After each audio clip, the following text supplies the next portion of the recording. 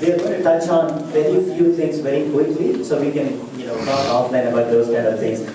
Really thinking about, right? There are a lot of things that are happening from the intelligence perspective, whether it is IoT or machine learning or robotic automation, that area, that's really huge in terms of possibilities. And then I would say the application architecture is going to change. We have talked about service-oriented architecture for a long time, but then this is service-oriented architecture in steroid. How do you really take that and use it to monetize, leverage these technologies, and deliver something enabling your businesses, right? So that is second. And then third one probably I'll talk about, you think about is, how do you think about the digital economy, right? So we talked about the old way of doing things, doing business. And there is a digital way of doing things. Not only that you have to go and figure out what that means, but you also have to bridge that. So how are you doing? I think those three areas probably are the key. Thank you, Prabhakar. It was a long but good introduction.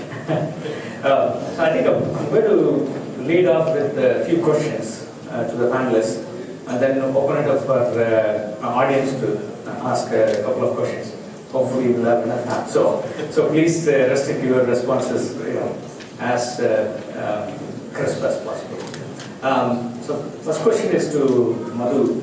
In your own experience, how do you see the cloud, big data, or commercial IoT really bringing a big change in terms of whether enterprise market or consumer services?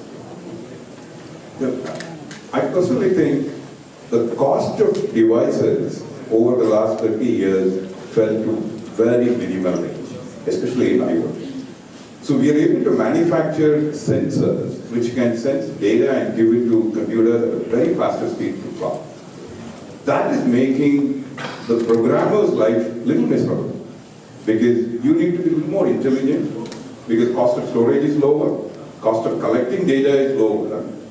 So how do you use all the plethora of information available for the benefit for the business?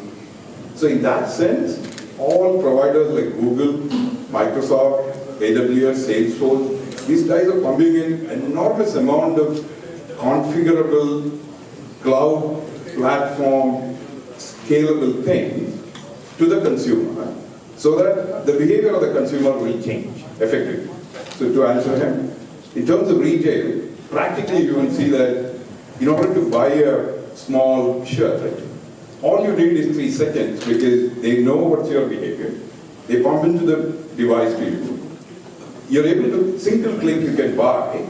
But the behavior change, I can imagine it, as humans, we do all these in a split second and then go to the treadmill and do some exercise. Because you don't want to go to the shop, you don't want to do anything.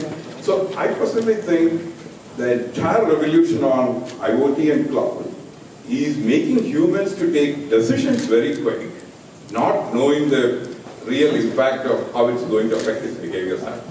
So one has to think, as programmers in this field, we're all here, we have to imagine how effectively use the cloud platform. As buyers of the service, there are so much information available how to use it. And as consumers, as individuals, please don't fall to any action based on cheap methodologies of instinctive behavior. So your behavior science has to change. So these are the 3 ways I look at it. Okay. Thank you, Madhu. I just want to add one point on the enterprise side. See, the way people from work in IT, they understand a selling cycle for an enterprise software product. It's anywhere between 18 months to 24 months. So the way the cloud is completely disrupting the way you can sell this software. For example, Amazon has something called Amazon Machine Images. They created something called test drive. So I go to a car dealer, I test drive the car, then I go and buy it, right? So likewise, they're simplifying, taking all the software, put it on Amazon as an image, so that the users or developers can go to the Amazon cloud and then play with the software and use their credit card to buy the software. So this has actually made Cisco, for example, in 6 weeks, they were able to bring in 600 plus customers across the globe. Normally it takes 6 months for Cisco. So there is so much happening just in terms of disruption on the cloud. So let me go to both Raj and Prabhakar. Can you address some of the recent security breaches and how in your organizations, how you tackle security, and what's the, what are the future solutions for these kind of challenges, whether it's in healthcare or fintech? So I'll start from it, then Raj can answer this. So I would say again, it's really, if you think about it, you have to move up the value chain in terms of how you respond, how you think about this, right? The frequency and sophistication not only has increased, it is going to continue to increase. And you've seen the news in terms of how many corporations are being impacted. So the way is first how you prepare and predict. Just not only detect and respond, which we have to still do, right? So that's part of it. And I would say preparation and exercising is important. Probably people are thinking about it in an annual exercise of how your defenses have worked and what areas you defense. That has to change. Now I'll be brief and then we can elaborate later. The other thing that I would say is think about how we will use the AI machine learning, right?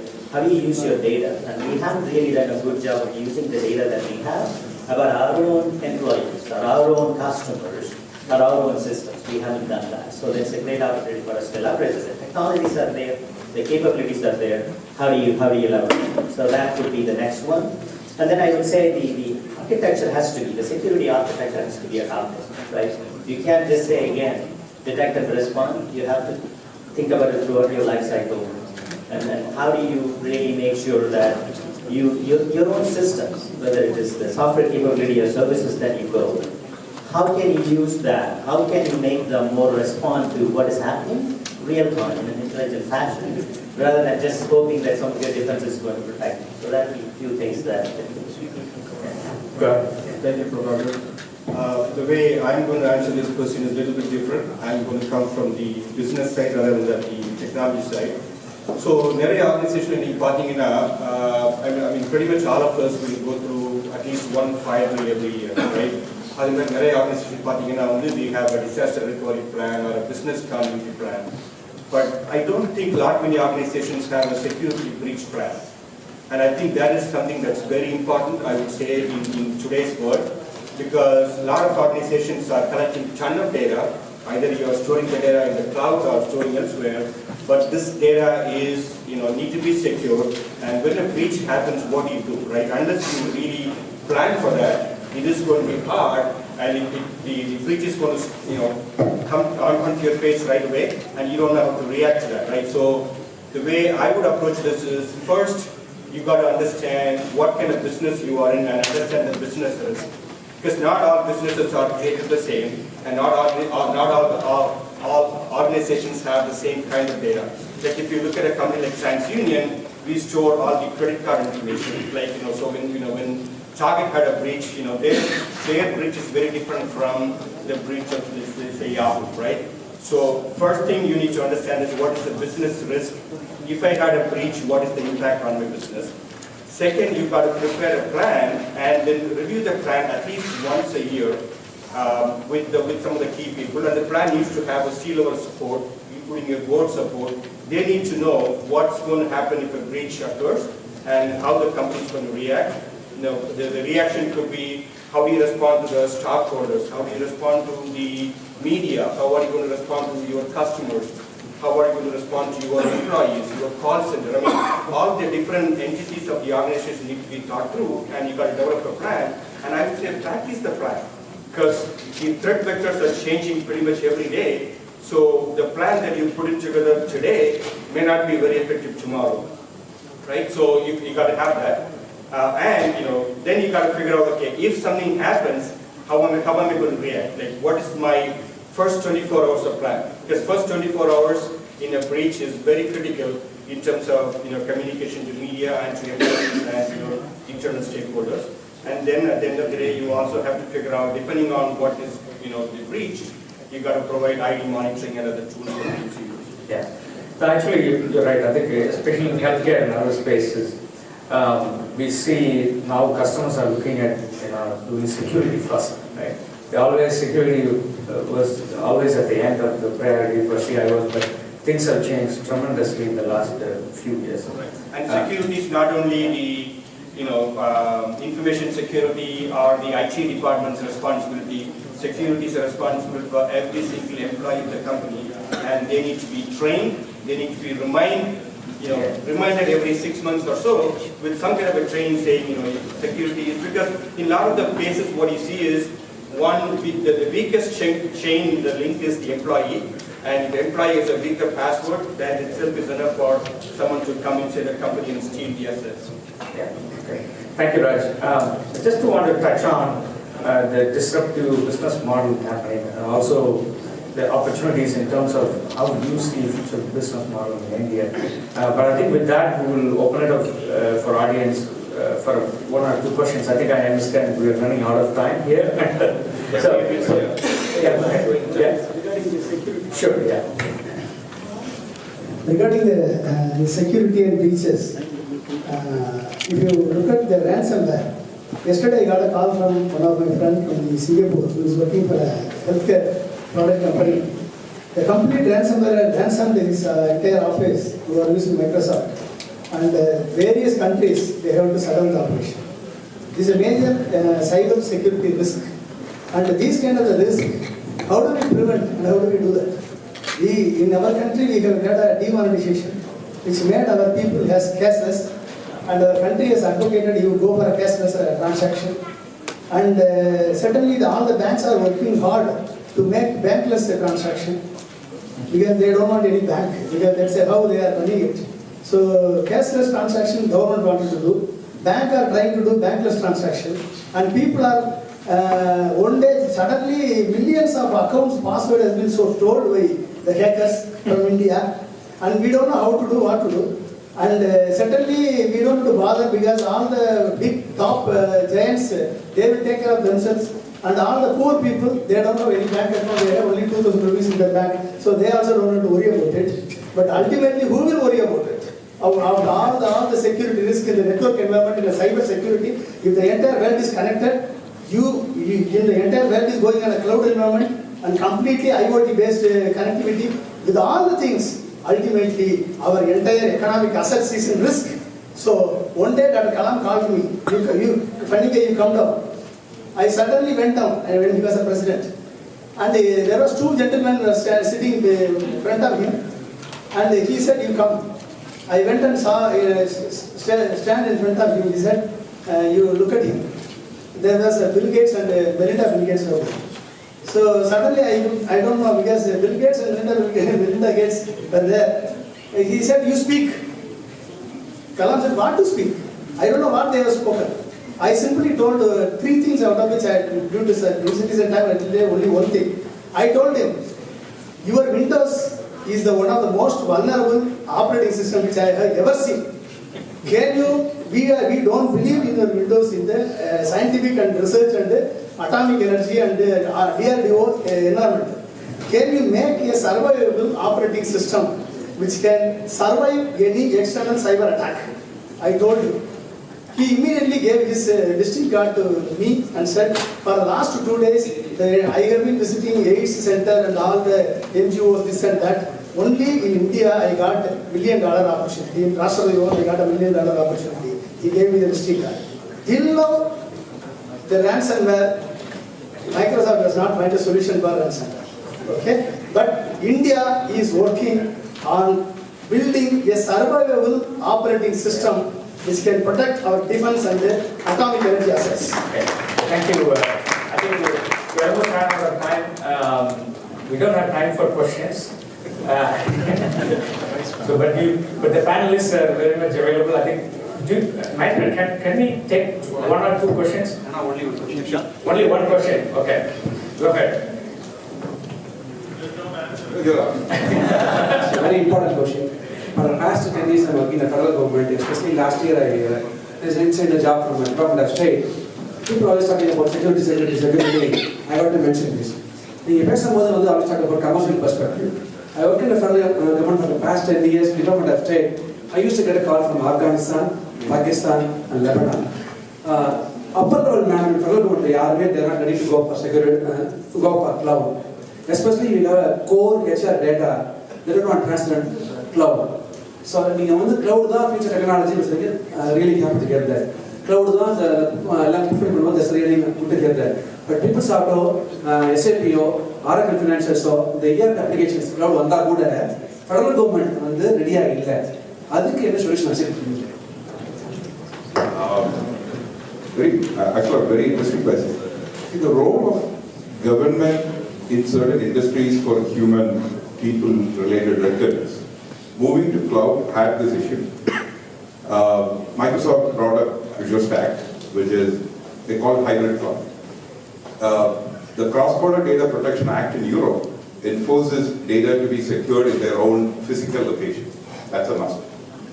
US has, through FINRA, financial regulation, through government regulations where you work, there are certain rules which say the primary access control, the storage control, and the data mitigation issues of where to store, where to retrieve, how to retrieve. These three things in cloud you can do provided you have a hybrid mechanism. Now, has commercial cloud providers invested heavy amount of money into these hybrid clouds? Not much. Oracle, after Mike Maher joined me, they're doing cloud CX, they're moving on that. Google doing hybrid. But Microsoft, Lena also talked about it, AWS is there but not fully there, so I don't want to offend them. There are a lot of fans of AWS, Microsoft in this room. But all said and done, Microsoft, of course it's run by, we should be happy in this federation, that is run by another someone. The man had vision. He literally invested billions of dollars on hybrid cloud storage, even though Microsoft had a very bad commercial direct access system on related to finance, to an extent defense. I don't agree that governments will not look at it. It's a must they will look at it. To an extent, like Digital India, even if you see Trump talking about digitizing UN, and I believe at some stage, governments has to look at hybrid cloud to ensure that they service the citizens in a way that, the modern generation of young entrepreneurs, they have to service these young people. There is no way this new generation, Gen X population, is going to listen to typical DMV type of rules or government rules. I'm a London immigrant, but I love technology, but doesn't mean we are there in the US yet. Look at India. Billions of dollars have been invested. People like him push the industry, push the people to make the investment. My belief, cloud will solve it. Hybrid cloud is the answer for it. Whether it is commercial in a large scale, you're perfectly right. At some day, maybe 10 years from now. I think I'll wrap it up saying you'll be more secure on the cloud than on-premise. I was going to say that strategy also is true. It's about really how you do your business. It gives you an opportunity to do it better. And it's really a false sense of security that we have today, that what we have in on-prem or what we have in-house is more secure than probably what we do in the cloud. Yeah, I think I should encourage you to continue the dialogue offline. And thank you, panelists. Please give a thank you. I think there are so many experts from our community. We should leverage their experience as we go forward. So first, I'd like to present this award to Raj Prasad.